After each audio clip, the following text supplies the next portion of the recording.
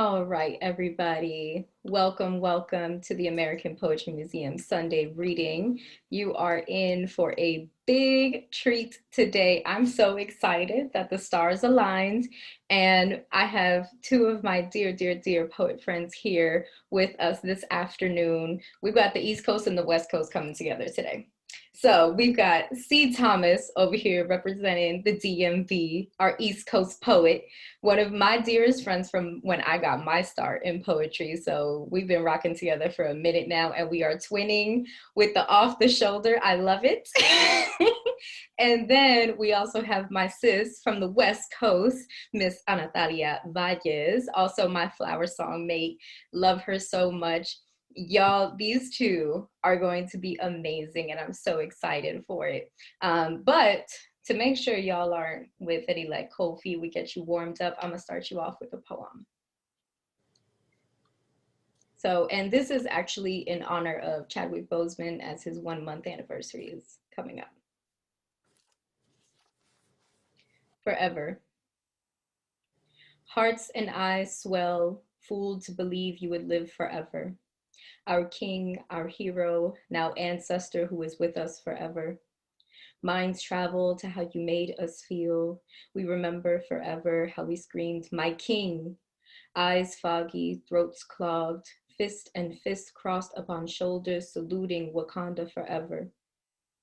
You, the embodiment of Black joy forever. You, the prayer our Black babies dreamed forever. You, more than what this earth could hold forever. Jackie Robinson forever. James Brown forever. Thurgood Marshall forever. Storm and Norm forever. Jacob King forever. King T'Challa forever.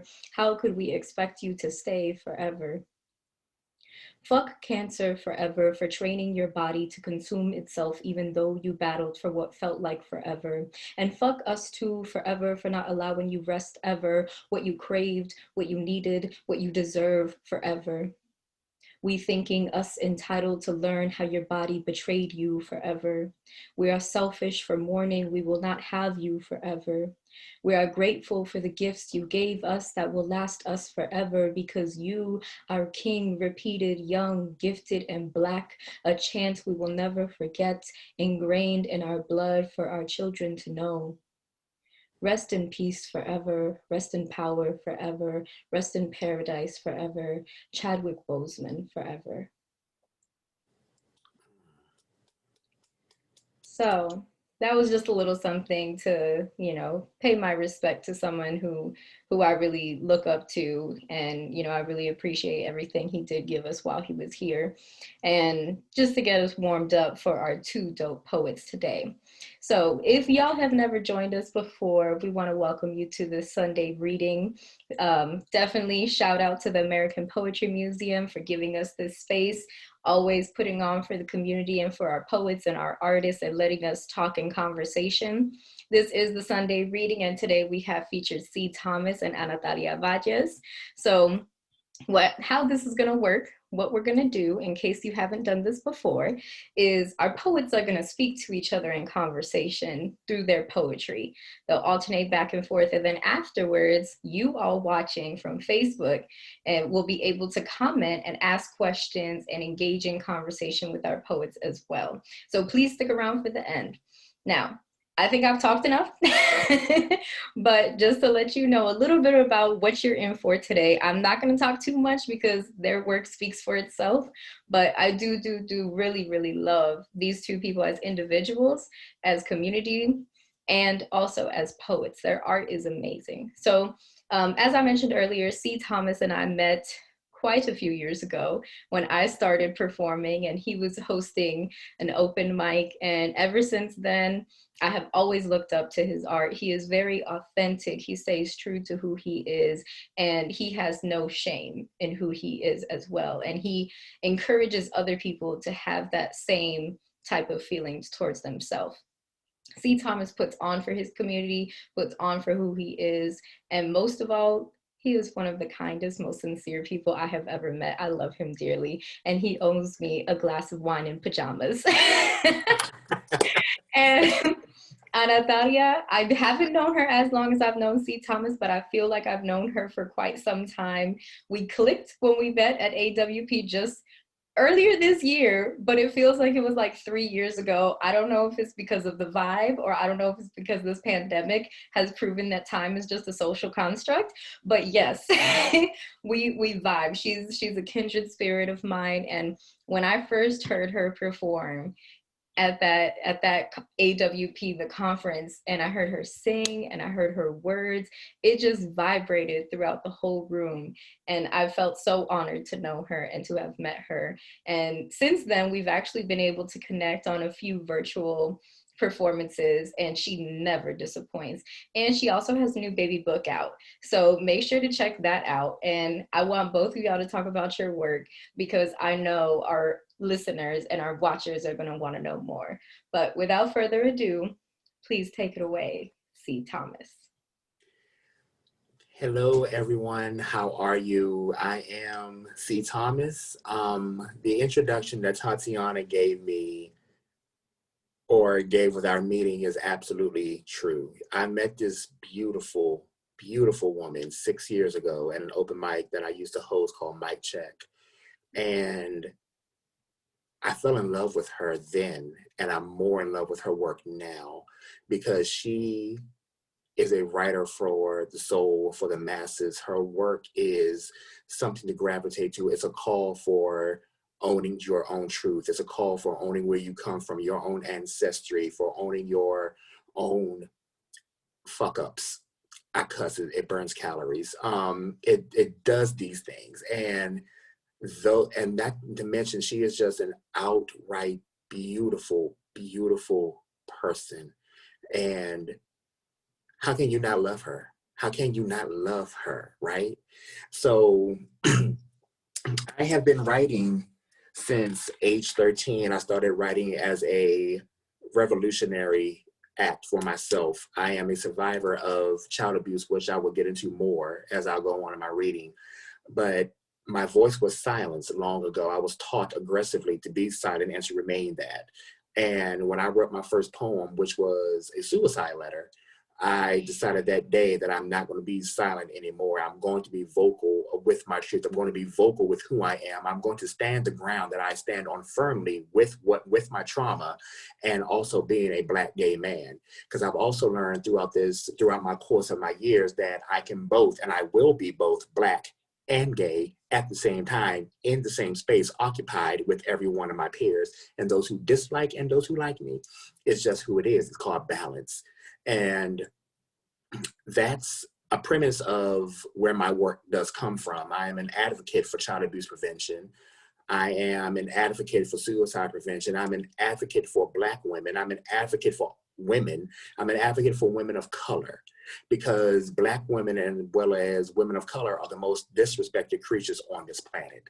And they shouldn't be, because they have given more, they have done more than than the male species have done. They birthed, they have raised babies that wasn't theirs. They've sacrificed for their family and for family that wasn't theirs. So why not, right? Women, Black women specifically, deserve the recognition and the time and space of love and honor and respect. So that's what my work does celebrate. That's what my work does gravitate around. I have been called the maestro of shock with my work, because of what my work does and what my work says. And I'll take it, it's mine. Um, I've never been one to be shy about anything that I've spoke about, especially with me being a Black gay man, or a Black gay man who was abused as a child, because those are three areas where I don't think get enough recognition, or slightly looked over or brushed under the rug. And I'm tired of being brushed under the rug.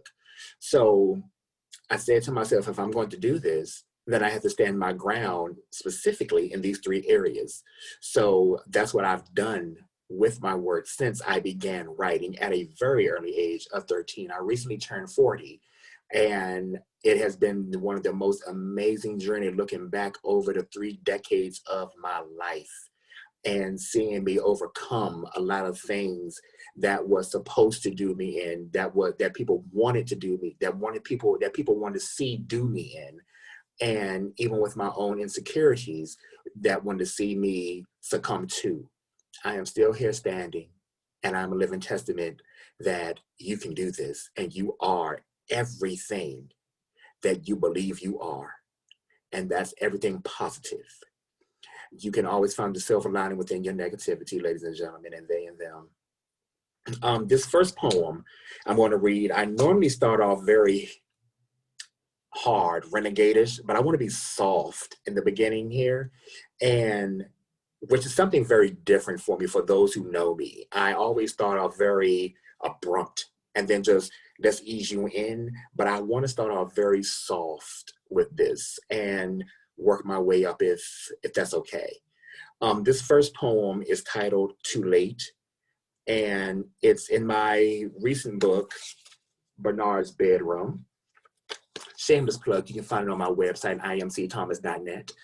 Along with my 2 new t-shirts, Sweet Japanese Trap Jesus and Are You an Ally or a Lie? So this poem, I'm gonna read the poem and it'll give you, hopefully it'll give you background on why this poem was written.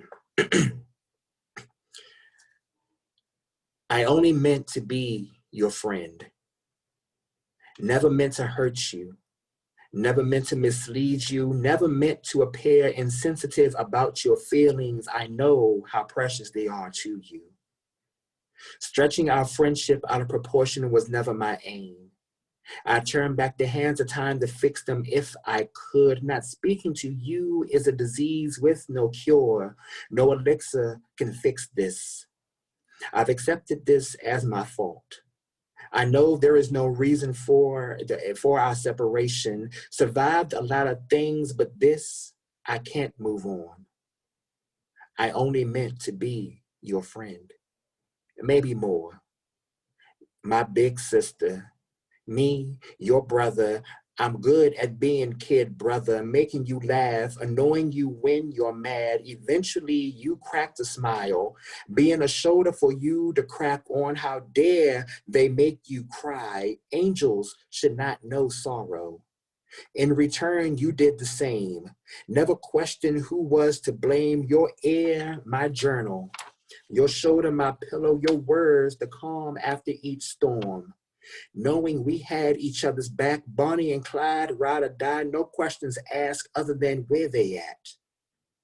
I only wanted to be your friend. Wanted nothing more than the companionship of your smile. Judgment-free zone, the freedom of being in your own presence and vice versa. I can never take back what happened. I can only offer an apology.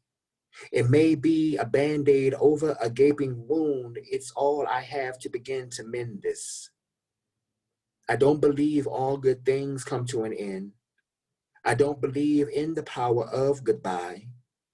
I believe our paths will cross again. Until then, I'll see you later. I love you from a distance. That poem came from a friendship that I damaged unknowingly, and taking advantage unknowingly of a friendship. And I'm with everything that I'm very straightforward with, I'm also straightforward with owning my own faults with anything that I've done, that I've said, made people feel, even with myself. I'm not a person who would want to push that responsibility onto the person when I know I've caused it. I own everything. And when I wrote that poem, I felt as if I was trying to, I'm gonna say kind of mend what happened, or like I said, offer an apology. And that's exactly what I was trying to do with this poem, is offer an apology and take ownership of what happened. And I don't believe in goodbye. I really don't. I do believe the paths will cross again, but however, they're not ready to cross at this present time. And I'm very, very, and I'm very okay with that, and I've accepted that. So that poem is dedicated to a situation that I caused. And I want to start off with that poem because I am a poet of honesty. I'm a poet of truth. I'm a poet of ownership. I'm a poet of accountability. So that's why I wanted to start off with that poem first. Is it Anatalia's turn or is it my turn? I think you said we could do Okay, so Anatalia is telling me to go on. So I'm gonna do another poem, ladies and gentlemen, because Anatalia is telling me go ahead. So I'm gonna do it. Um, this next poem that I'm going to do is it's about my mother. She passed away when I was 10 years old. And my main source of compassion, and she knew at a very early age that I was gay. And she didn't try to hide it. She didn't try to shield me away from anyone. She didn't do anything that was going to keep me hidden or keep the fact that I was gay hidden. She knew that she had a very unique child. And she knew that this unique child would have struggles in his life. But what neither one of us knew was that she was going to expire at a time when I was really, truly, honestly coming into my own and really accepting and acknowledging who I am. So this poem was very hard to write. In the beginning, it was very hard to read, but I got through it. And it's still hard for me sometimes to read it because I still want to pick the phone up to call her. And for everybody that has their mother, love on her, cherish her, lift her up, exalt her. Let her know right now that she is on this earth. Give her her roses while you still have her. Because I'm telling you from personal experience, it is hard at times when you don't have her. This poem is titled She.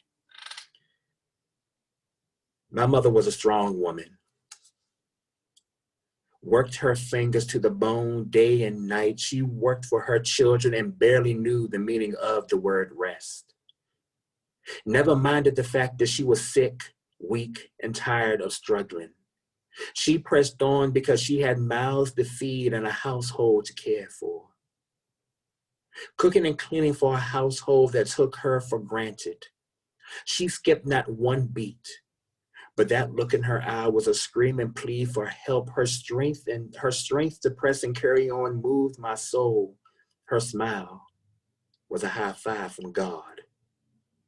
I watched her daily pull herself from the bed to nurture the world, but better known as her responsibilities. Her inner pain and failing health was overshadowed by the legacy she raised because she knew time would not stand still if she gave up. Once a month was a hospital stay, and I wonder if she ever thought of it as vacation, but what did I know? I was just a nappy-headed little baby boy who thought his mama was God because when I was sad, she delivered me from it. Her love was church and I glorified in the temple. Her pill bottles told a different story, one I was never able to comprehend.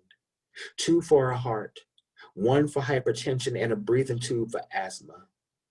Each one played her synthetic Jesus, and as soon as she got attached, they fled the scene. But my mother was a strong woman. She knew she was the sarcophagus of the women that traveled the blood that flowed through her veins, their fights, their struggles, casted spells in order for her to go on. Her presence, my favorite color. Her laugh, my favorite song, and she was the greatest poem God ever wrote. No need for edits. He knew she was a rough draft that would author 5 of the greatest autobiographies ever written, each one tailored with punctuation marks meant for their life. She authored each one with the reverse side of every mistake she ever made, and she made sure each one was a bestseller because my mother was a strong woman.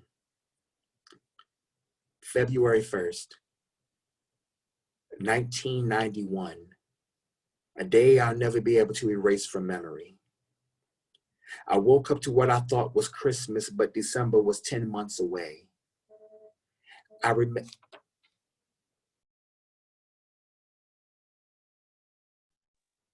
I think we, I think C. Thomas dropped off. Yeah, I think he dropped off for a moment. So I think just go ahead and read a poem and then we'll give him some time to get back on. Okay. That was so.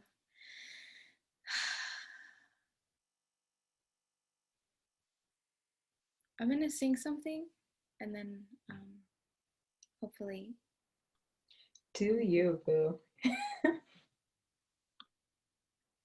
also with the same sentiment of grieving, of loss, transition, of love and tenderness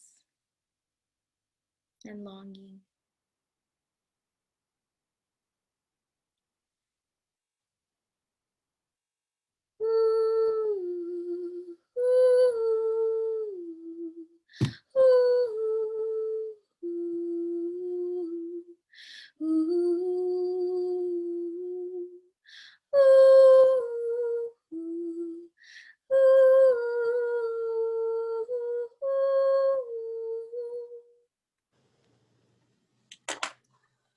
He perdido tantas veces que inevitable es el recuerdo y la angustia del recuerdo de tu piel contra mi piel. Me ha costado tanto y tanto que hasta mi alma se marchita y se deshacen lagrimitas que se olvidaron de rezar. Y si yo hubiera sabido que para ti yo era tan poco,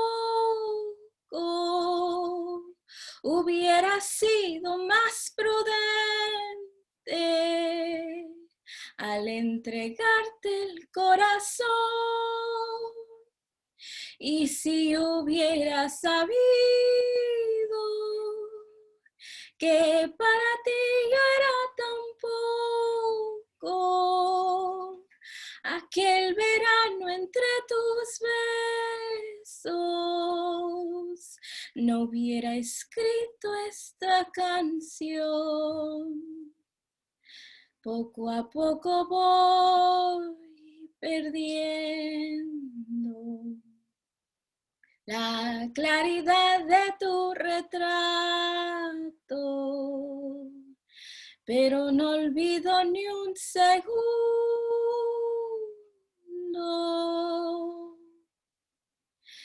el dulce tacto de tus manos.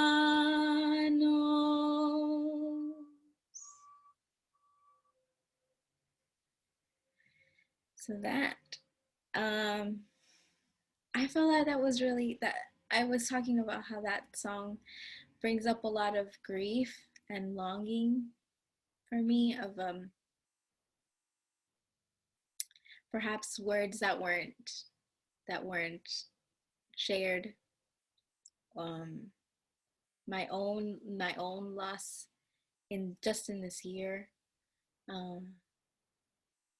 and so I needed a space to grieve without trying to find words that would fit, that would comfort others. And crying helped sometimes, but singing is also very, it awakens the body. It doesn't shut me down. It lifts me up, and it makes me feel like I'm still connected to those that have passed, that somehow maybe they'll be able to hear me and feel the love. Yeah, so I felt called to share that and invite you if you would like to finish that poem. I think you were like halfway through, but I mean, it's totally up to you. I think you're muted. Yeah. And I was. Um, um, I would, if we can switch this up a little bit, Anatalia, I would rather you do a poem and then I come back to that poem, if that's okay with you. Perfect. Let's do Okay. that.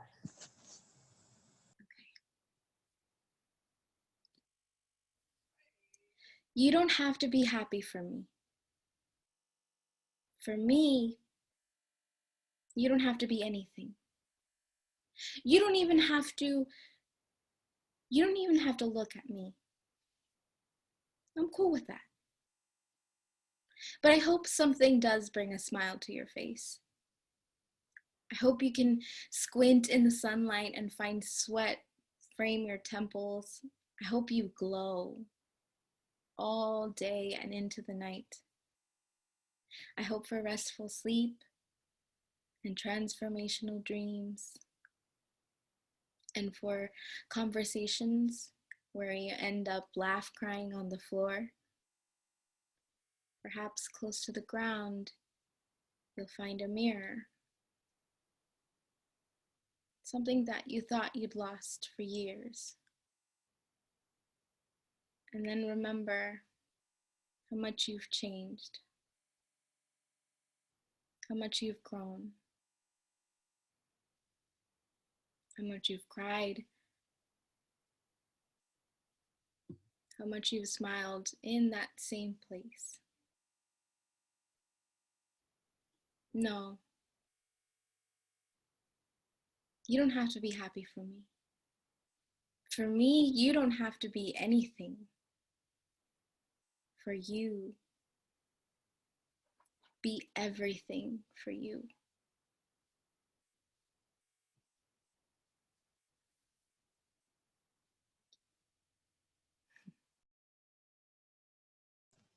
Oh, I can listen to you all day, Anatalia. I swear to God, I could. Ladies and gentlemen, they and them, I do apologize. I had technical difficulties in the middle of my poem. A friend of mine called me, which shut me out of Zoom. So I'm back and I want to start the poem over. But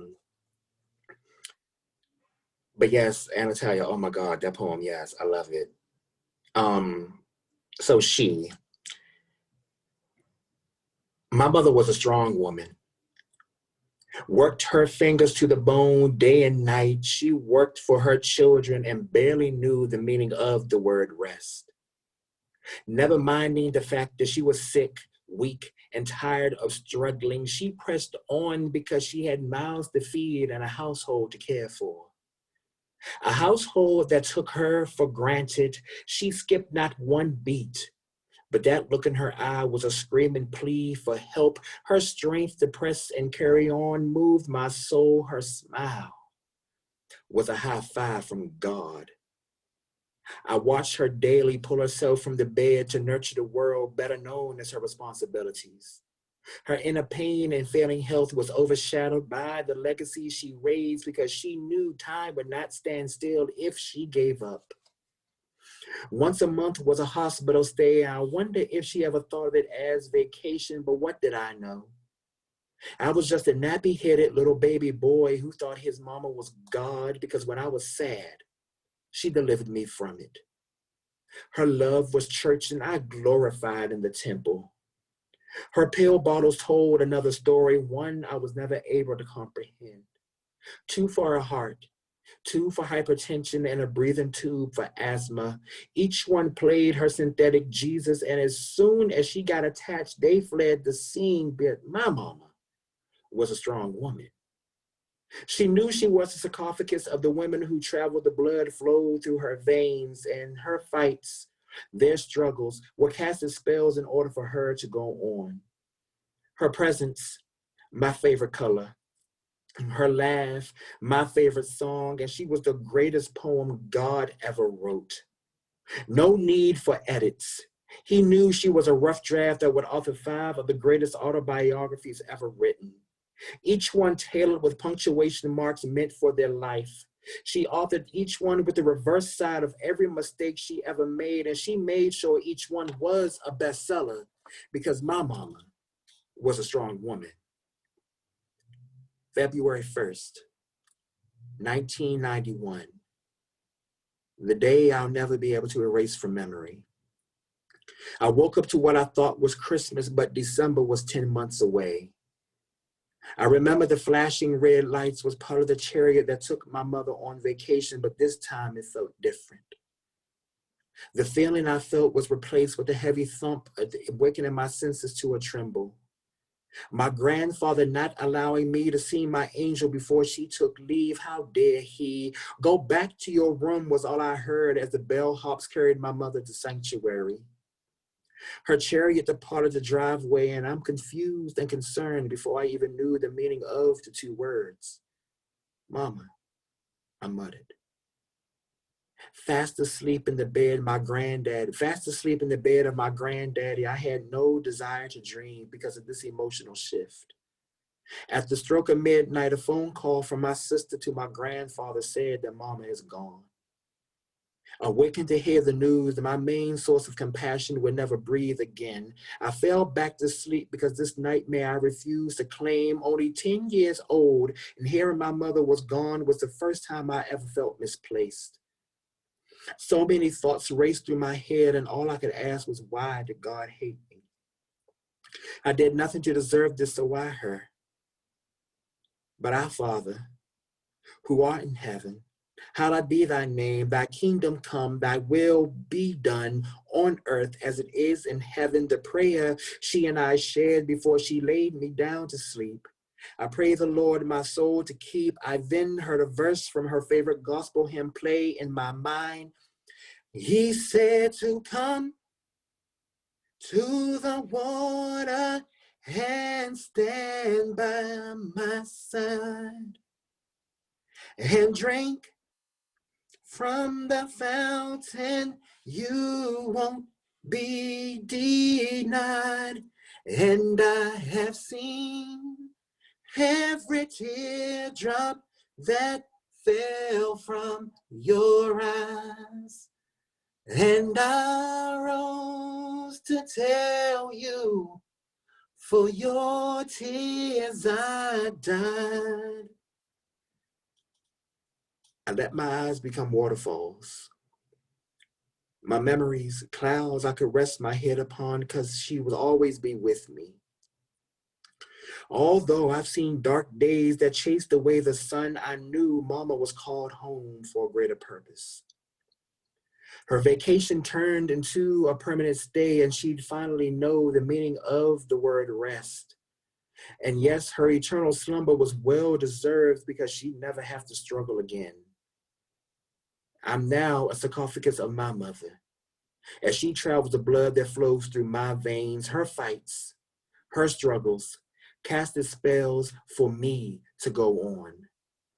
Her youngest autobiography writing rough drafts with no edits. No, there was no white picket fence with her tending the garden while siblings played cops and robbers in the front yard. I'm a proud product of tattered floors, mice, and roaches. Things that taught me the struggles of life are real, but to appreciate all I've got. My mother was a strong woman. That's she.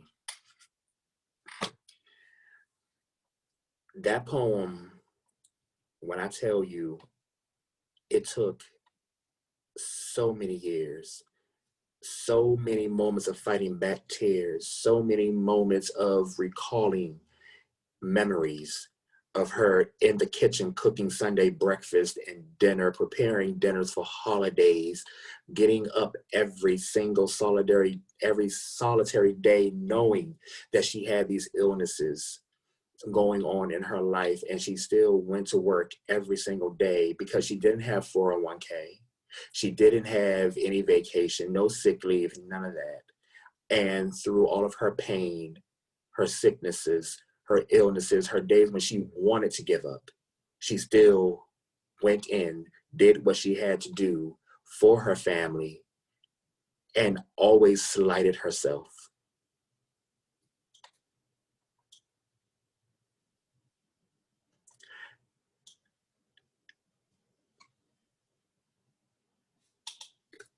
That woman was the epitome of strength for me. And knowing all that she went through and seeing all that she went through and all that she endured and sacrificed for us, how can I not acknowledge her? How can I not acknowledge any woman that does that? I commend you all, Black women, women of color, who have made sacrifices on top of sacrifices for family, friends, and all have always slighted themselves. Thank you so much for what you have done.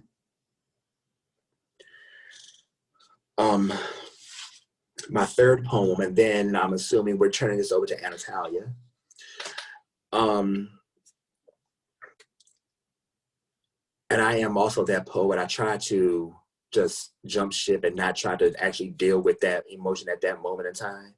So if that was a trigger for anyone, I did not give a trigger warning, and I do apologize for that. But I am going to give a trigger warning for this next poem. And the poem, I believe, that's coming after, yeah, the poem coming after this one as well when I come back to read. So, Black people, it is a war against our race, our skin color, our culture. White people want us erased. And that's just the blatance of it. They just want us gone for whatever reason. They want us gone after their ancestors brought us here. And we have done nothing to them but try to exist in a world that we was forced to be into.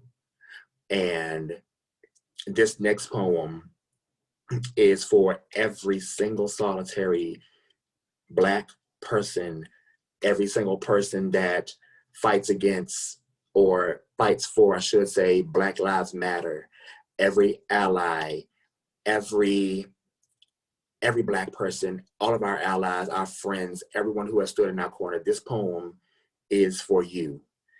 This poem is titled Afraid of the Dark. As a kid, when I misbehaved, my mother told stories of monsters who lived in the dark or under my bed to scare me.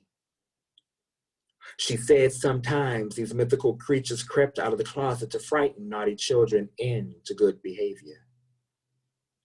Scared to death, the measures I took trying not to disturb the dark included leaving the lights on to ensure a good night's sleep. My feet tucked into bed securely. My head buried under covers while laying in fetal position. I was told following these guidelines would prevent the monsters from finding me. But what if I told you I still believed in monsters? The very thought makes me a punk, a coward, a scared little child who jumps at any shadow, any bump in the night. I nearly soil my pants when I feel someone walk up on me. I exercise my right to fare well, and they like it. Monsters in uniform that prey on my panic-induced adrenaline rush. Creatures of the night dressed in blue, ready to Miranda rights their soul. Looking at me with flashlights, making me a suspect. Hearing feedback from the dispatch, making me a match. A routine traffic stop or final destination, I know this monster well. Hand on holster with a drawn revolver, being pulled over by the police is a scary story told too often. They like to yell boo with their guns. Mommy, I don't want to go outside today.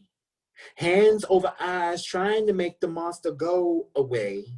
Officer, I promise you I didn't mean to misbehave. I didn't mean to drive while black today.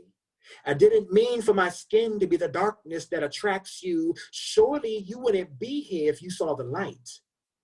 If my skin were white. But instead, my hands and feet are tucked in the handcuffs securely, and you're still the architect of my fetal position.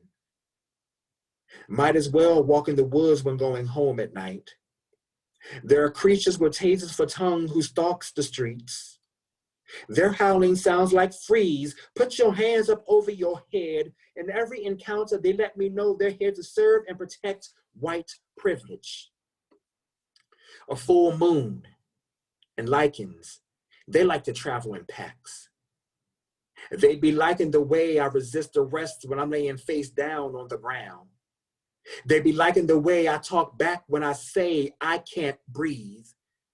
They be liking the extra beat in my heart when I hear them growling and kicking and beating my Africa under rainbows. They be liking when I'm not moving. Dark meat, their easiest prey. The police have been haunting my people for years, turning Black lives into ghost stories, keeping my people from misbehaving.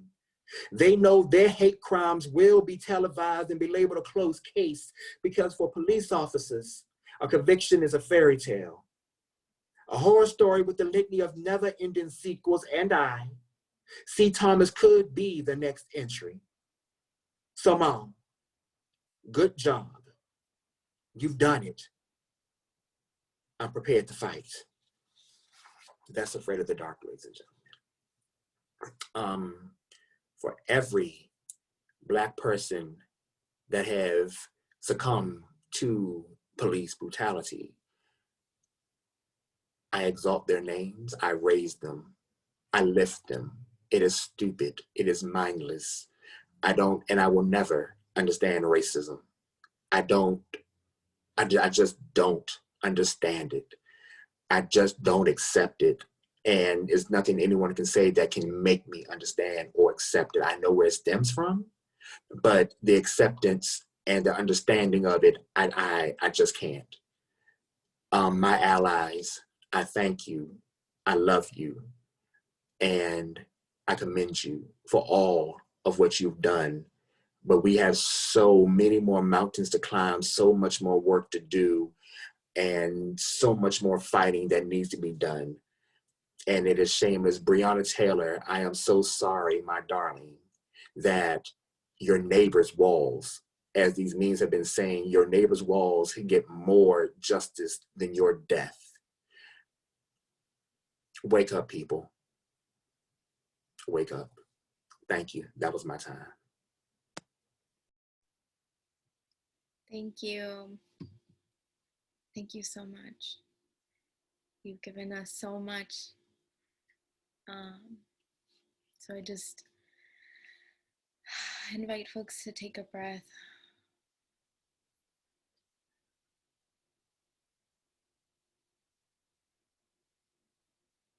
To really, hold space for all that, because it is important to keep having these conversations, and your poetry is just another form of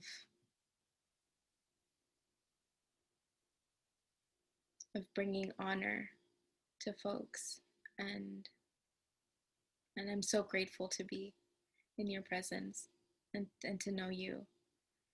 I truly am. Thank you. I love you.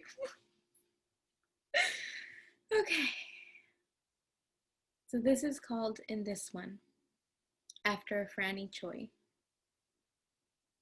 In this one, I didn't have to seal the envelope of self-deprecation or strain my back to be a good worker. No. In this one, fever didn't hit the natives. We didn't have to sell our land for pharmaceutical drugs. The colonizing gaze was punishable with death. In this one, we didn't have to prove our pain. We wouldn't be called crazy or scary if we lost our cool in public, because it would be seen as an energetic wave, a pulse, a moment, an effect, and not a cause for violence. In this one, we didn't have to lock our doors or our hearts, because the most beautiful present someone could give us would be an invitation to open it. Chilacachapa Guerrero, 1979. Ancestral systems of measurement.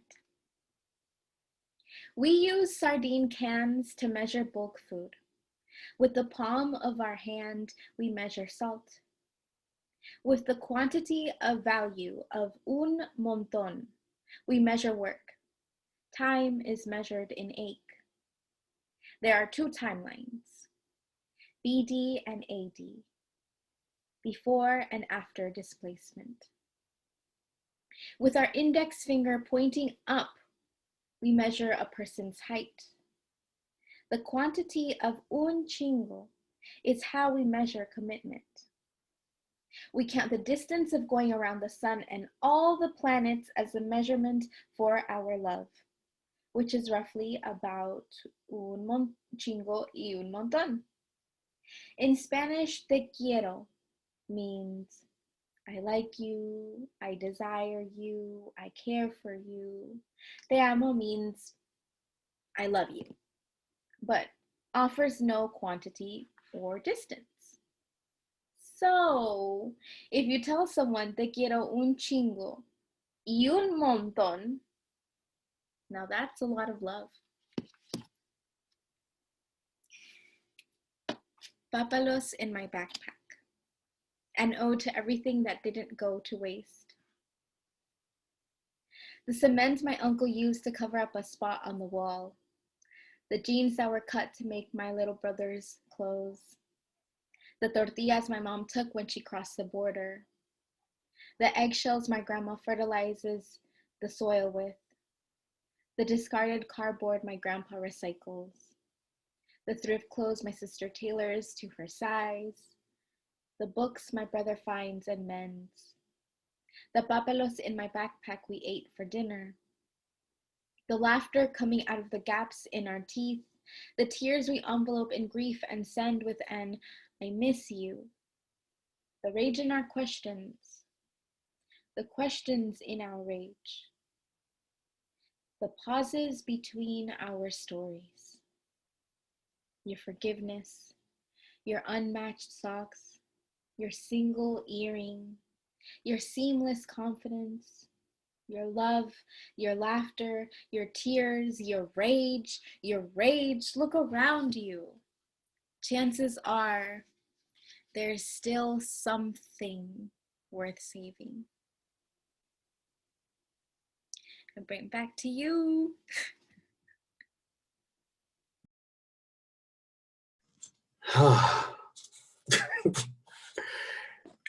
Oh my God, yes, ma'am. Okay, so Anatalia, ladies and gentlemen, Anatalia. That's all I can say. So this next poem that I'm going to read is it's trigger warning. It's about my child sexual abuse. In a therapy session is when I actually realized I was sexually abused. I knew of the physical and the emotional, but I did not recall any of the sexual abuse that went on in my life. And it was through a therapy session that it came to surface. And I just stopped talking, and I didn't feel right. And I felt like a part of me was missing at that point because I had fixed so many things, but I didn't fix that one part of me. So now I had something new to work on. I had something new to navigate. I had something new to acknowledge. And I felt very derailed, but at the same time, I also felt empowered because I've also done so much more. I've done so much more work prior to this. So this poem is titled, This Is How Prey is Trained. Bend him until he flimsy nothing. He means more when he's weak. His innocence, too much child. His smile has no place here. Make him loose, easy, unseen, imagined. Silence his shine, his light too loud. Crack open, reveal constellations, turn supernova, galaxy be damned, his sun too bright, too beautiful to be heard. Take away his sunrise, teach him sunsets are beneath the horizon. Bleed him into submission. Let the beast claim his soul. Transform his remains, he's more than meets the eye. Carved out archangel, his wings are for clipping. Cursed be his flights. A pity he will be whole and not whole. No prayer would want him. No altar would call for forgiveness. He is sacrifice. Who is he to deny flesh and blood? This cocky comrade, be it life or death, he is for the taking. For him, don't be gentle. Don't be soft. Show him callous. Remove remorse. He is meat, best served tender. This is how praise trained. This next poem, second to last poem, is simply titled Boy. Anyone who knows me knows that I stand very firmly in support as a Black gay man. It's rightfully so that I do this, but that I stand with my community of SGL and the LGBTQ community and all the queer Black babies out there in the world, because we need this space and they need this space. They need to know that their voices and their presence and their existence matters. And there have been too many people, friend, family, church, school, whomever, that have tried to derail that, try to derail them, try to make them feel less than what they already are and than what they're already experiencing. There are too many young Black boys and girls and young transgender men and women who are suffering still in silence from their family, friends, and religious faculties because, you know, this isn't something that's natural. But homosexuality, I can go into this, ladies and gentlemen, I promise you I can, but I'm not, have been around for the dawn of time. And again, it's something that have been brushed under the rug. But like I said, we can go into that to another story. There's a whole nother soapbox. But this poem came about when George Floyd was killed.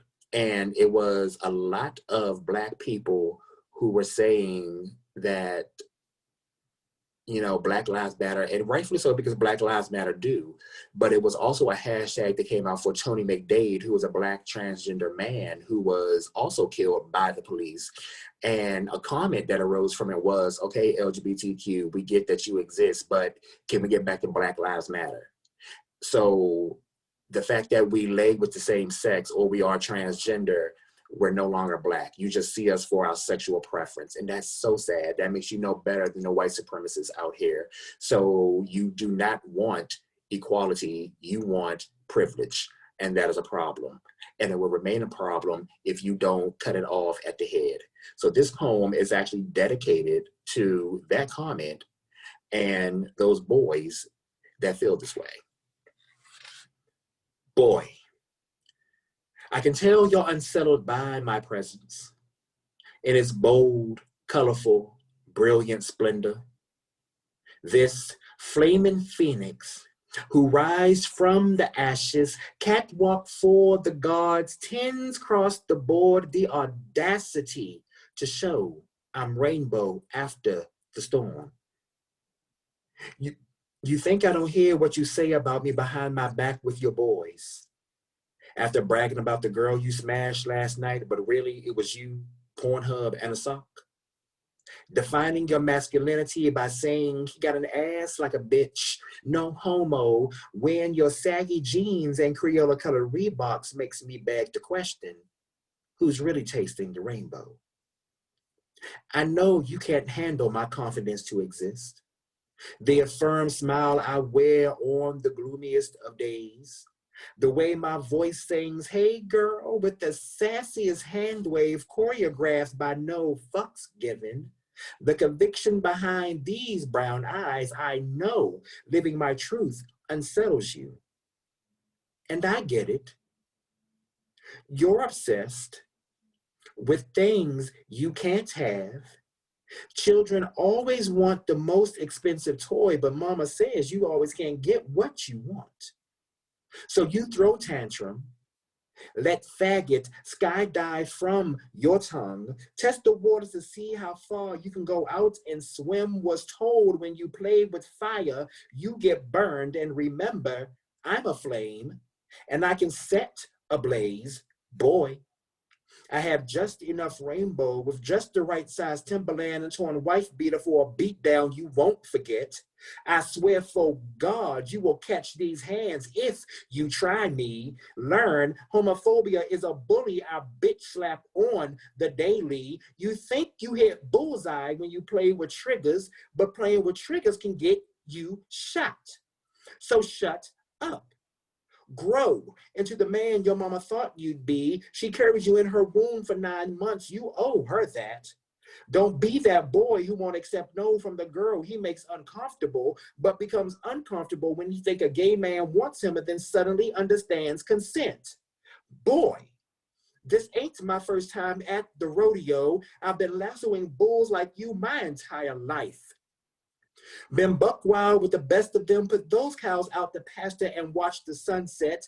Got a caramel frap, Chipotle, and Netflix and chill situation on deck. Stop disturbing my day with your bullshit. I don't have you to do, but boy, the next time you see someone as fabulous as me passing you by, I hope your hypermasculinity runs and retreat like the two raisins you call cojones. May it learn the importance of being secure with self. May it learn how fragile it's making you look. May it learn that cat calling a woman and her ignoring you doesn't mean she's playing hard to get. And most importantly, may it learn that Black boys that live past age 25 is a blessing, because boy, you deserve that. That's boy. For my last poem, this poem, I wrote this poem during the spell of depression, and it's very, very meaningful to me because this is the one time that I actually chose to fight through depression with a positive poem versus actually writing a poem based on how I felt at that given time. And I'm actually very proud of this poem. This poem, one of my friends is a teaching artist, and she has actually taught one of her students how to read based off of this poem. And she sent me the video the other day, and when I tell you the tears that streamed down my face, I was like, oh my, I was humbled. And this is titled simply No Fucks. Today, have no fucks to give. Life, it is what it is. Let your beauty shine deservingly. Live free, abundantly, be joyous. The world is yours for the taking. Let no man put asunder. Claim your victories, each one a trophy. Be proud, be strong. You've earned this. Today, have no fucks to give. Tell sorrow you have no power over me. Your insecurities are blessings. Consciously let them guide you. Let you find you. Face your fears. Tears drown face. Shedding is necessary. Don't look back. Pack light. No heavy loads, no burdens to bear. Remember, every star danced with darkness today. Have no fucks to give. Don't let others' opinions mold you. Don't let their misery keep you company. Let not their negativity become you. You have to do what's best for you. Letting go is never easy. Just because it's good to you doesn't mean it's good for you. You're not a stepping stone. You were born to rise. You were born to succeed. You are everything your mama meant for you to be today. Have no fucks to give. Prove to you that you're the best. Never wait for anyone to approve you. Speak to the universe. Dine with gods. Never settle for less. Always aim for greatness. And remember, while doing these things, have no fucks to give. You don't owe anyone an explanation. Thank you, ladies and gentlemen, so much for listening. My name is C. Thomas. You can find me on Instagram at Margaret's Fifth. That is going to be the number 5 after Margaret's. So it's Margaret's 5TH. I'm also that on Twitter.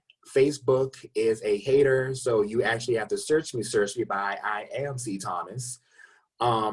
Or you can check all that out on my website at imcthomas.net. I thank you so very much. And Anatalia, it is now all you, my darling.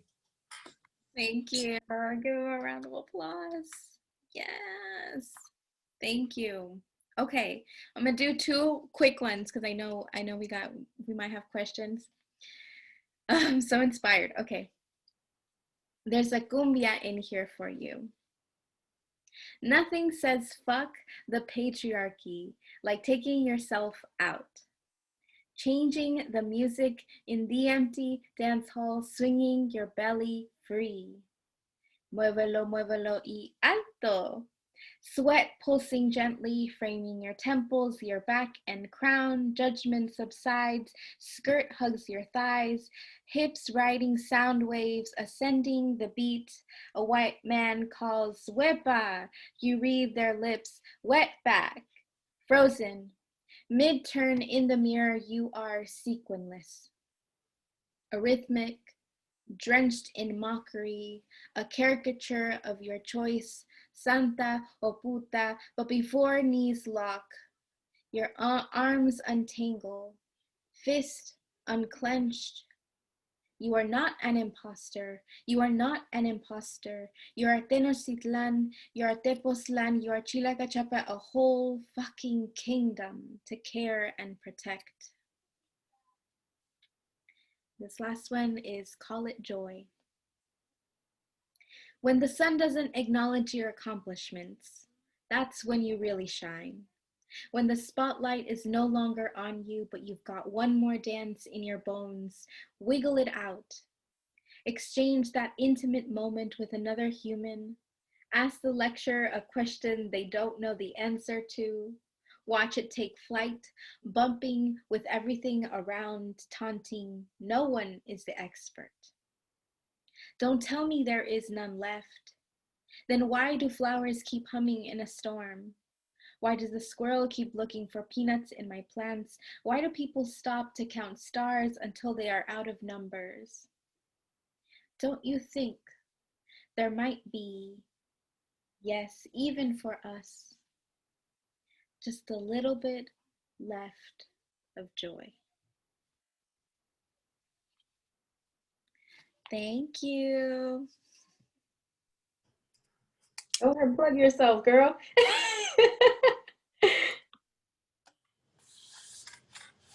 What was that? Give your social media and plug Yeah, yourself. plug Shout yourself. yourself Where out. can people find you? I'm just so excited to read. AnataliaVallez.com, AnataliaVallez.com. You can get this book. I have a couple of zines that are also, if you DM me, all my social is at Anatalia Vallez, so DM me if you want to take a look at a zine. I'm also doing something where if you donate directly to a Black trans fund, there's so many out there. DM me the copy of the receipt and I can give you the book and a complimentary zine workbook that goes with this. So guiding you toward through roots, core, heart, and head, which are the 3 or the 4 pieces that make the book. So that is one way you can support folks and also connect the work, connect the poetry to your own self work. So, yeah. Beautiful. Can I just say I love the both of you? Like you as people and you as artists and community, right? Because you guys always put on for your communities and you advocate for so many other communities. So I just want to thank you both for being so true to yourselves and so true to your art and so true to what you believe in. And I think we all saw that in the last hour through what you shared with us, and I want to thank you for that. And Anatalia, I also want to thank you for reading the vibe, reading the room, and allowing us that breath after C. Thomas's very powerful, touching work. I mean, you both, you touched a lot of people. I'm reading the comments here, and so far, no questions, but lots of love for the both of you. Um, you know, so I'm gonna go ahead and ask some questions, like because I got questions, I can talk. So, and folks who are watching on Facebook Live, don't be shy. Go ahead and drop some questions in there, or if you just want Anatalia and C. Thomas to see your love, just go ahead and drop some comments. I'll be sure to shout it out. But I'm gonna go ahead and talk since nobody's asking questions right now. So like one of the things we that was really prevalent in the first part of the reading were the themes of grief and mourning. And I myself also use poetry as a way to grieve and mourn. And I know each person's process is different and everybody mourns differently. So I'm kind of wondering, how is it that you're able to arrive to a poem that allows you that space to grieve and mourn in a way that is appropriate for you and appropriate for whatever situation you are mourning? I'll speak for myself. I definitely have to remove myself from the process before I can even touch a poem or begin to start thinking of a poem. So I'm just kind of wondering, how is it that you both work through that? You want to go first, Anatalia? I'm still finding words because it's a really heavy. It is a heavy question, isn't it? Y'all started heavy. So I mean, and to be fair, you're right. I would say for me, I sit with what it is that I'm feeling at that given time when I'm going through something that catastrophic or that chaotic in my life. And the one question that I always ask when I begin to write a poem based on that is, why now? Why did you arrive now?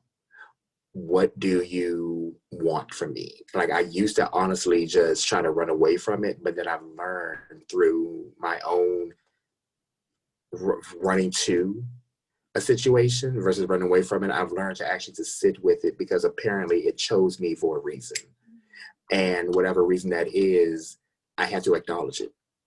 I have to acknowledge it. But as you said, I remove myself because what's the message that you're wanting to convey? Because whatever that message is that you're wanting to convey, let me just do it. So you can go on and leave whatever it is about me alone. So that part of healing can get out into the atmosphere for whoever needs it, whether it be me first and foremost, or whoever is going to listen to the poem.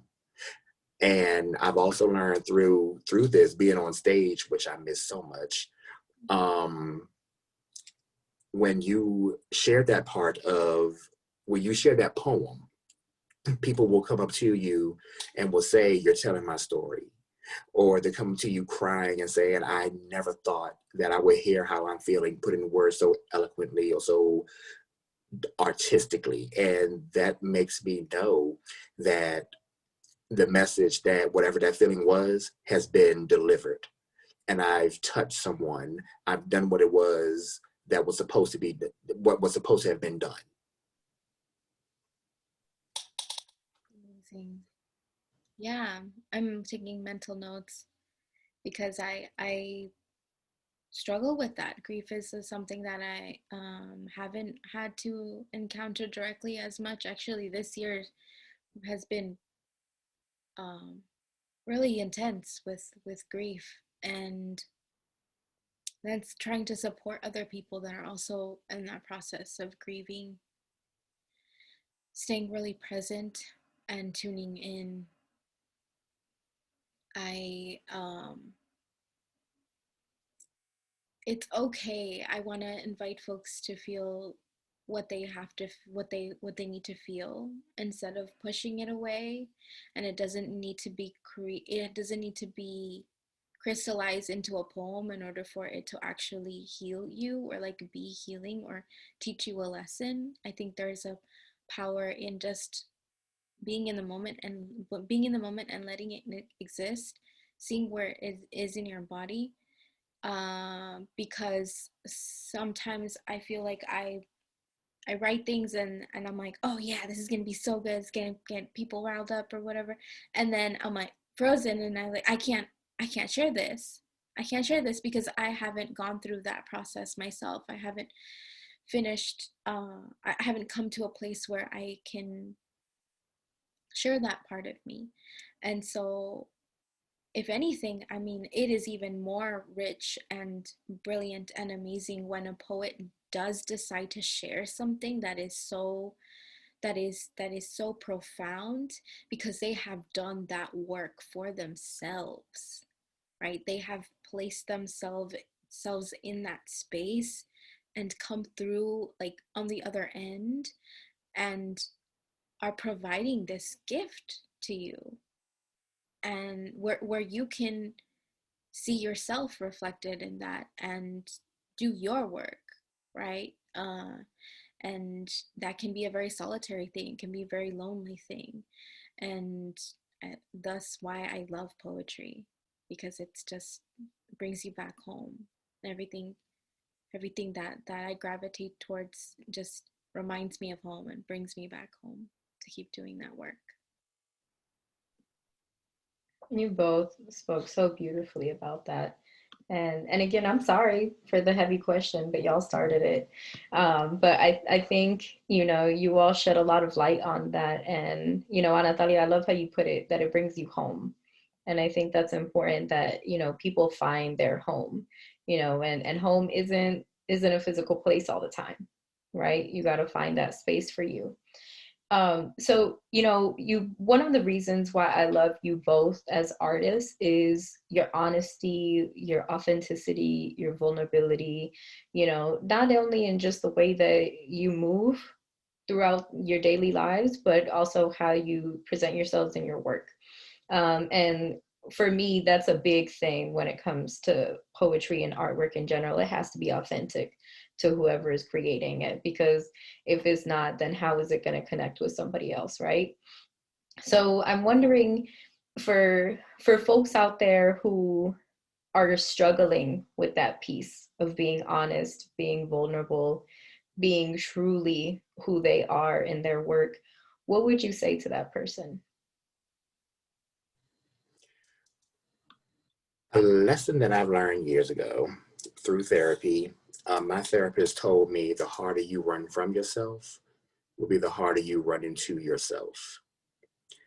And once I started to understand that and started to acknowledge that, things became easier. Yes, I still ran into myself very hard, but I was prepared. Um, Rome was not built overnight. And there are things about everybody still. If you feel as though that you stop growing or that you stop healing, you have not, because you reach a new age, you reach a new decade, whatever, and there's always going to be some kind of healing or some kind of growth as you age and get older. There's even new age, and like within 5 minutes from now, there's going to be some new growth and healing. So you don't stop ever evolving as a human emotionally, but just sitting there and acknowledging it and knowing that it's just to stop running from yourself and actually to embrace all aspects of yourself, whether it's good, bad, ugly, pretty. Sit with it. There's a lesson on both ends. It's called balance. You need balance.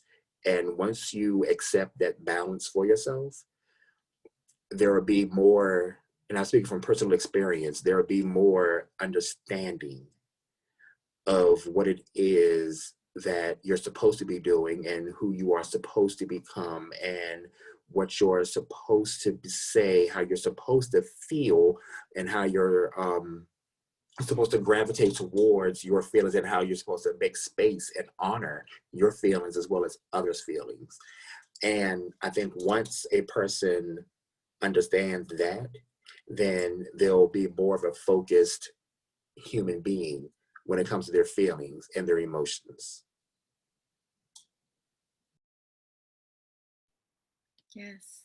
Yes, that was really, I'm a visual person, when you said that, the further you were, I'm just like, oh yeah, I felt that way. And sometimes it's, you see yourself running and then you're like, okay, I just got to brace myself and catch myself because the velocity is just like, okay, here we go. I've started to notice patterns in myself where I'm like cruise control, like, okay, we're cruising, all right, all right.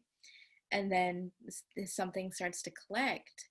And I talk about it like in my body because I have lots of words, but when I can find the feelings in my body and the way that I'm reacting in that moment, then I think, oh, this is a message. This is telling me this is not what I should be doing right now, or I need to relax. I need to step away from this and do something else and then come back, have a different perspective. And that takes time. That takes time to getting to know yourself. Um, I think it's something that we don't really talk about. How how do we keep growing? There's this idea that, like, it's a very toxic idea that as poets, as artists, that we create out of, like, our misery or like our pain and things like that. But I don't identify with that. I cannot personally create from that space. I cannot do those things from that space because that is inauthentic to me, right? And we will grow in and out of spaces. We will grow in and out of relationships, of environments, because, and that's okay. Like, it's okay to not have a judgment of, I'm going to be like in this institution forever, or like, I have, like, the loyalty needs to be to yourself first and foremost. The self-respect needs to start with yourself. And once you have that, all things just start aligning. Because I speak for myself that that's how, really, when I started saying no to things that did not feel fulfilling to me anymore. Not that they didn't, they did maybe like 5, 6, 7 years ago, right? It's where I was at, it's where I was growing. But when I started noticing, this doesn't make me feel good anymore, I've grown out of this space, or I've grown out of this dynamic, doesn't feel good anymore. Instead of blaming myself and saying there's something wrong with me, understanding that shifts are normal, that means that I'm evolving, that I'm changing, that I'm growing, and that, either that person or that space evolves with you, or you just grow out of that space, and there's nothing wrong with that. I think we are, I continue to speak for myself, attachments to people, to things, to this is the way that it's going to be forever, limits has limited me, and because it limits the possibilities of what is out there, of the unknown, of the spaces that we are creating, that are like waiting for us, right? Like, I did not know, I didn't know you all at the beginning of the year. Like, there's so many people that have come into my life just this year that I'm just amazed to see. I didn't even know y'all existed. Like, I didn't even know that like American Poetry Museum was a thing. I didn't know that I could expand in this way. But I had to let things go that no longer served me in order to be here. So there's an exchange.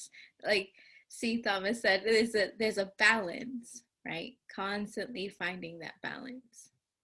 Yeah. Oh, so many nuggets in there. Oh my God, I was like trying to like remember everything you guys said. So like, see, when you said what your therapist told you about, the faster you try to run away from yourself, the faster you're gonna run into yourself. And Anatalia, the loyalty is to yourself. And I think you both brought up such great points about the balance. And then also, knowing yourself well enough to recognize, when am I shifting? When am I changing? And, just reminding people that we are not static, right? We are not stone. We change and we evolve, like you said, Anatalia, and that's normal. That's okay. You brought up the point of, if it doesn't serve me anymore, it's time to move on to the next thing. Yeah. So I do want to get to the question we have from the people. The people have finally spoken.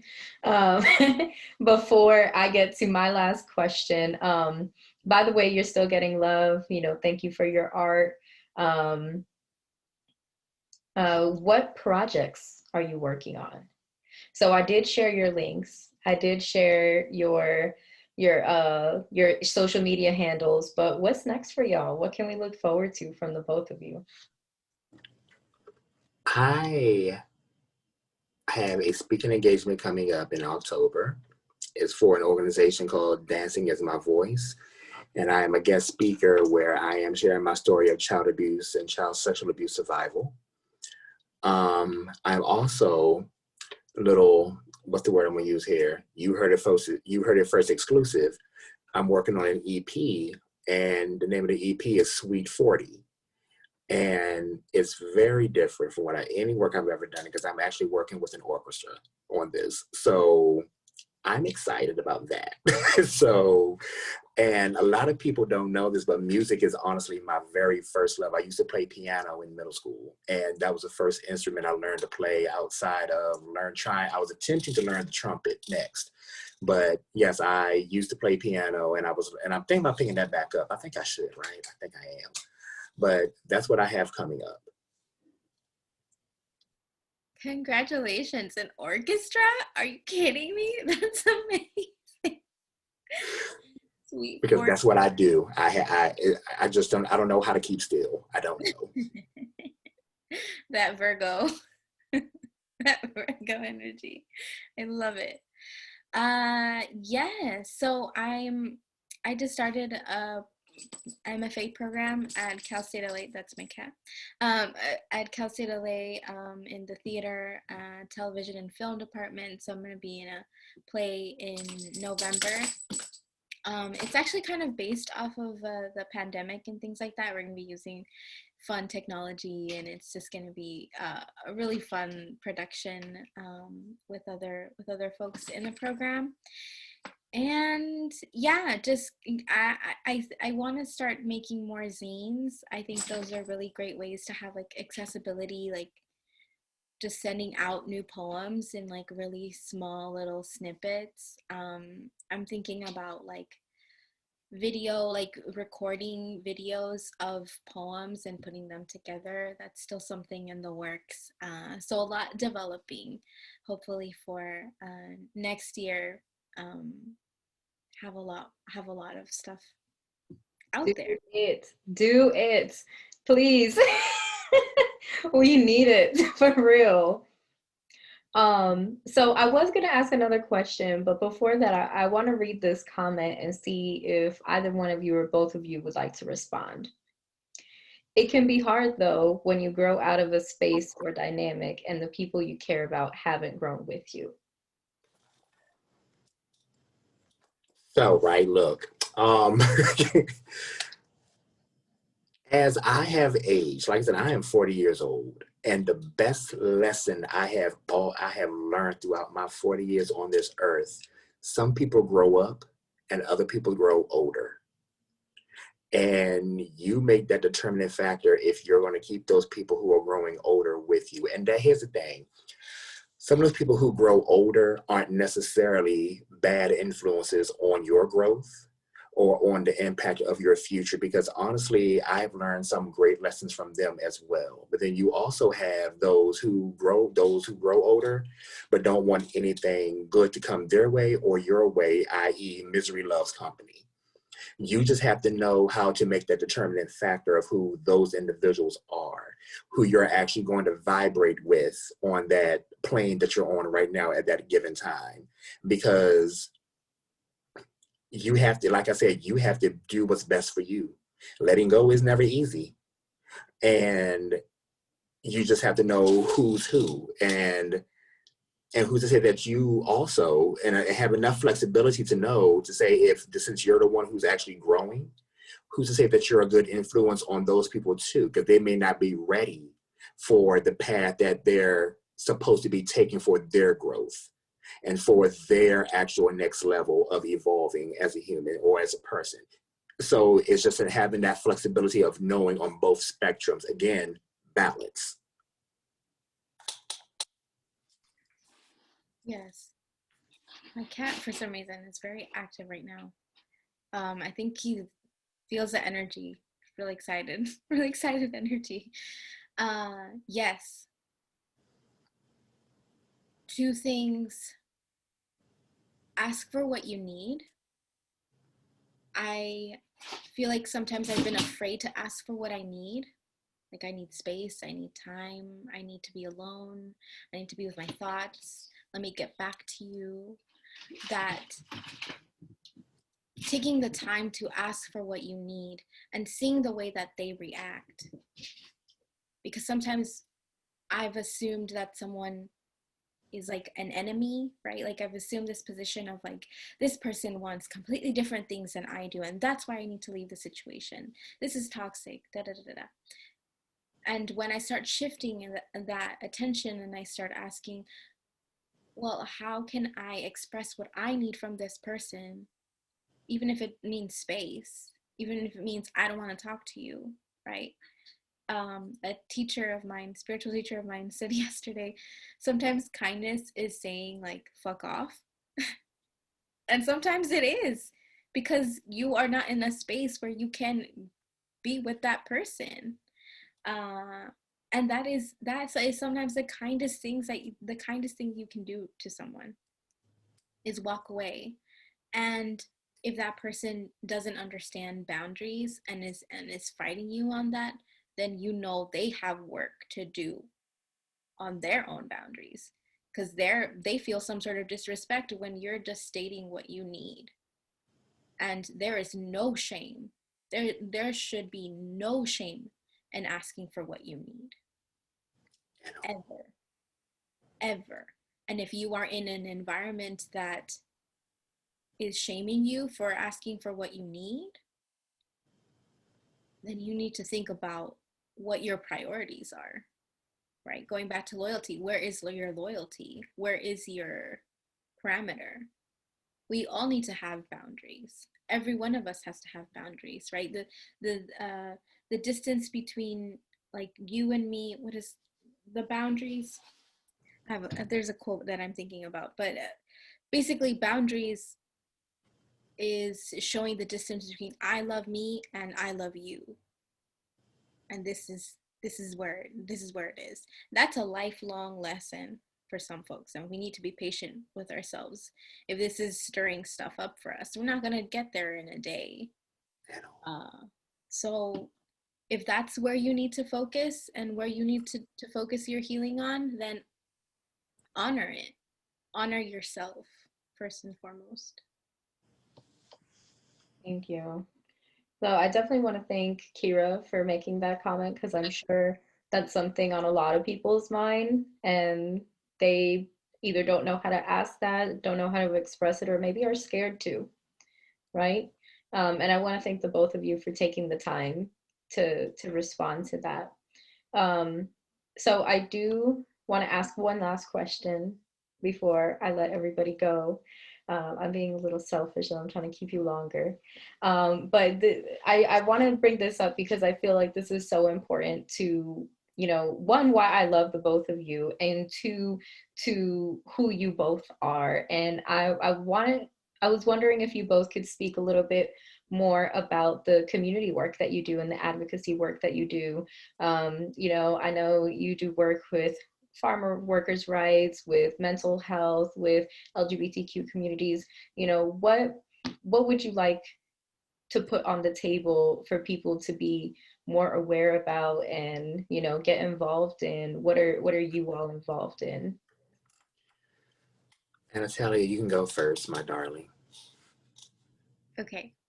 So yes, I have worked with domestic workers in California. So a lot of the stuff is based in California.